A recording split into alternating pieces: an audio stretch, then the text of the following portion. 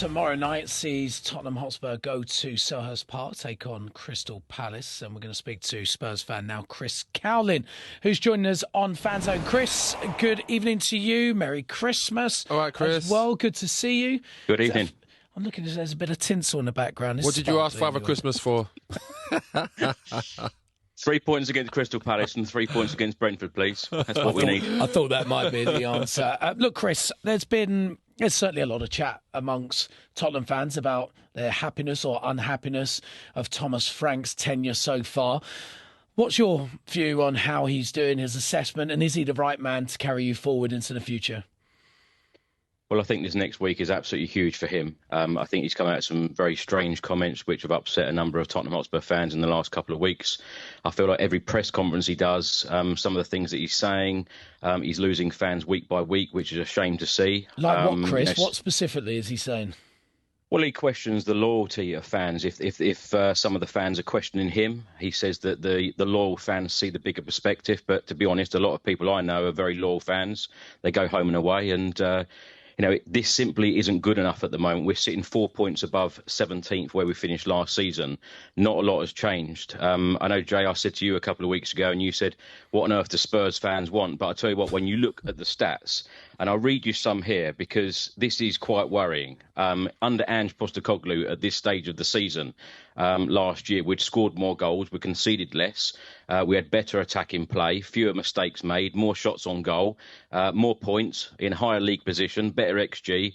And we had a lot of injuries last year as well. And sometimes a manager just needs to find a way to win. But I feel like we're too safe in games. And, that last 10 minutes or so against Liverpool last time out, when we had 9 men, we looked a better team because the team just went for it. But we cannot have this style of play under Thomas Frank. And, our motto is to dare is to do. And at the moment, we're not daring and we're certainly not doing.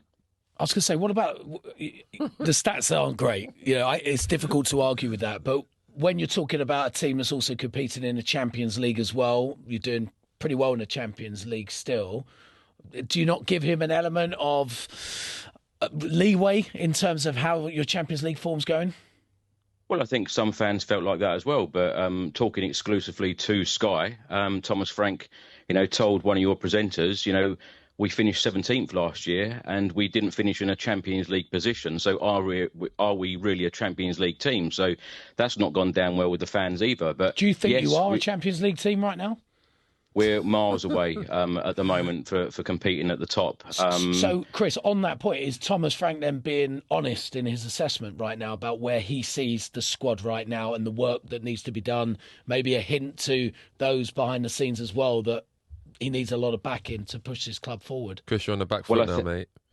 No, not at all. Because I think I could talk to you all day and night about the club and the way that it's been run, particularly since 2019. Because when you think of since 2019, Mauricio Pochettino being sacked, having taken us to a Champions League final, we've gone through 6 different managers, 3 different interim managers as well.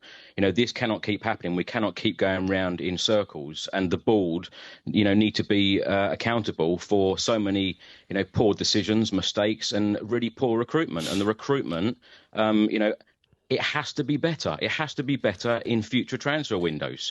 I get what you're saying about, give Thomas Frank time, but you have to see positives week by week in games, Chris, and we haven't seen many positives this season. Chris, can I say one thing on this? Because when a manager comes in normally, right, they will have the conversations of what style of football do you want to play? What's your philosophy going to be? What players do you want to bring in, right? Yep. But then you give these managers the job because they've convinced you of the philosophy they want to play, and then a few months later, you're sacking them. So like you just said there, there's been 6 managers. I mean, like Nuno, done fantastically well at Wolves, right? Come to you guys, you're moaning. It's too negative, too defensive. He gets a sack. Then there's like Conte, doing really well. It's not just about the style, though, Jay. And you win a competition with him. And it's like, you're saying, all the fans are saying, oh, I'm not sure about Thomas Frank and blah, blah, blah. It's like, you have managers that come in there, and I'm referring to Ange, he's won a major competition for you, but yet the club still sack him. Do you not think after last season, with all the injuries you guys had, because the season before, I think, what did he finish? 4th or 5th or something? The season before, he was really good. He had all of all of the injuries. You're pretty much your whole starting 11, which you would call your starting 11, was injured, right? So any manager will find it difficult to deal with that. But he still won a competition. He gets a sack. And this is the problem. Like, who can you really bring? What manager do you think really wants to go to Tottenham? Because the only thing you can sell right now is your lovely stadium and your beautiful training ground. Because apart from that, that's not a safe job. Yeah. There's so much there to answer. I don't know how much time I've got here, but with not that long, Chris, to be honest.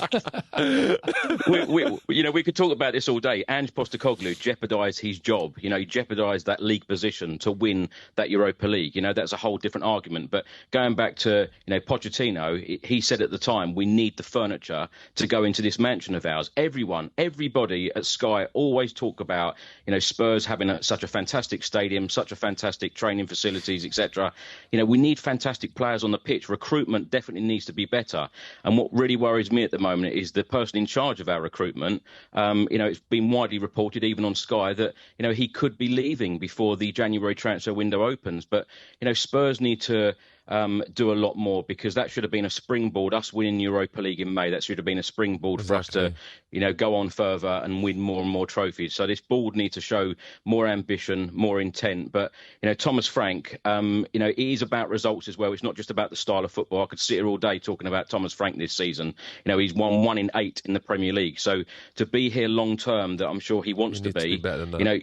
You need to be, picking up results, and we need to see signs in games that things are changing and things are positive. And we haven't really seen a lot of that this season, and that is the big thing for me. And there's a lot of empty seats at the stadium at the moment as well, because people are choosing not to go there, and that is a really sad thing.